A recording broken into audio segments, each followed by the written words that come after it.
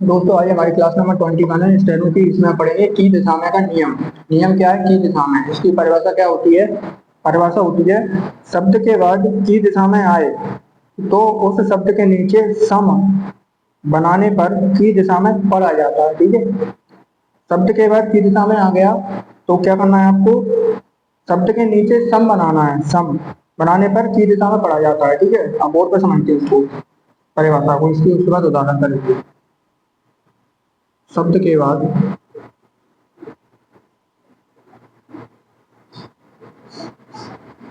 की दिशा में, शब्द के बाद अपना ये क्या है? की दिशा में आ रहा है,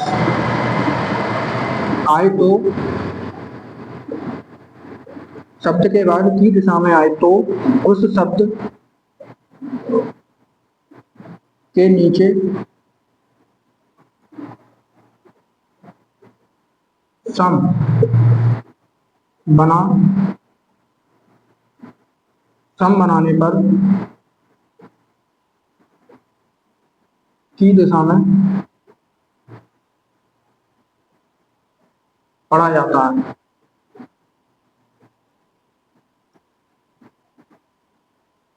की दिशा में पढ़ा जाता है। ठीक है, परिभाषा क्या है इसकी? शब्द के बाद की दिशा में आए तो उस शब्द के नीचे सम बनाने पर की दिशा में पढ़ा जाता है। उदाहरण करते हैं इसके और समझ में आएगा।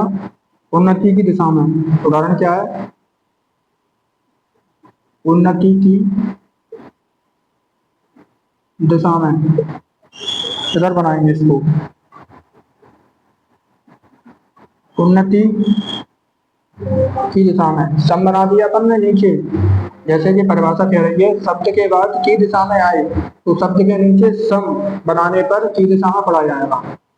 उन्नति की दिशा में, उन्नति की दिशा में, प्रगति की दिशा में।